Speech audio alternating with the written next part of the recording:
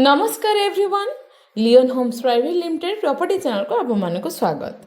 आज आम चलतु एम्स हॉस्पिटल नियर श्रद्धा विहार भितर गोटे छोट घर बारी प्लॉट विजिट करी आसीबा।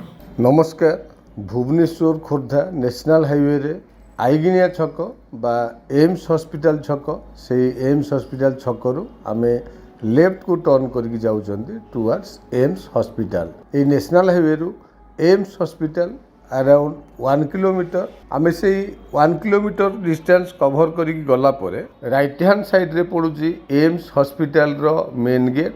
आमे से एम्स हॉस्पिटल रो मेन गेट क्रॉस करी ए स्ट्रेट रोड रे आउटिके आगो को जीवा।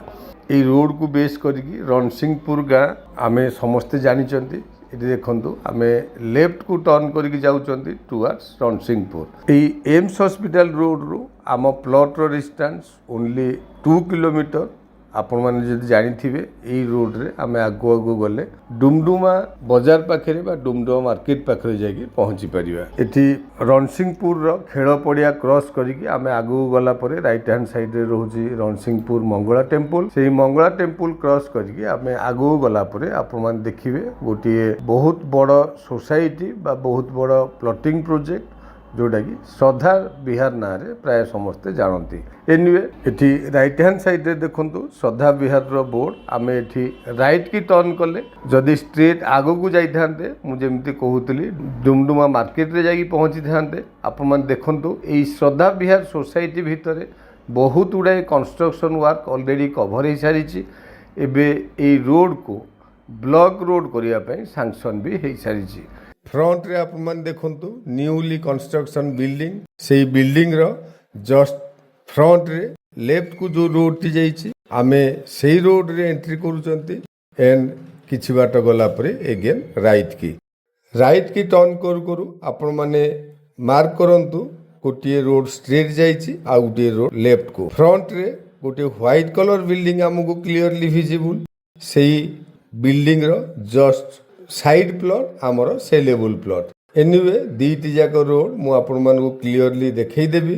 देखंतु आमे लेफ्ट साइड रोड रे आसी किछि बाट आसिला परे अगेन आमे राइट की टर्न करूचंती एंड ए रोड टी जोठी डेड एंड हेछि सेटा हला हमर सेलेबल प्लॉट। देखंतु आम प्लॉट रे गोटी गेट भी आपण माने क्लियरली देखि पारुचंती एंड प्लॉट टी आपण माने मार्क करंतु बहुत भलो बाउंड्री वाल मध्य हेइ सारिछि। आपण मानकु आसिला बेलकु जो व्हाइट कलर बिल्डिंग देखौथिली से व्हाइट कलर बिल्डिंग एठु हमकु क्लियरली विजिबल। सो एबे आउ गुटे रोड को चलंतु जिबा सेही रोड रु आमे देखि परिबा a white colour building and हमर plot row second road.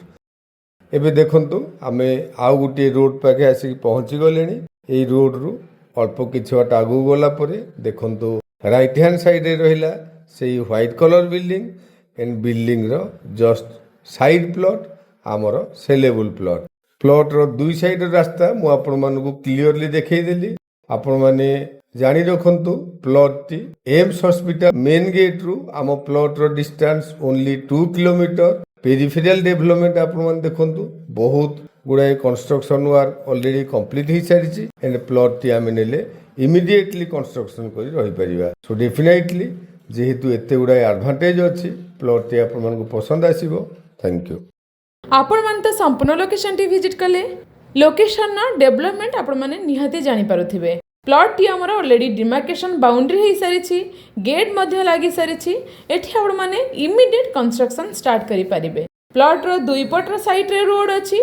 Gate पटरा होछि हमर east facing and another side west facing. एठी हमर land area 1530 square feet but position ने आउ 350 स्क्वायर फीट एक्स्ट्रा लैंड अच्छी।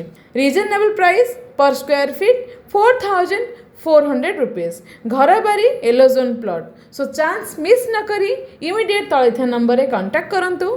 चैनल को सब्सक्राइब करंतु रेगुलर वीडियो अपडेट पाया वीडियो टी को लाइक शेयर करिया सहित कमेंट देवा को जमारो भूलिबेनी। Thank you.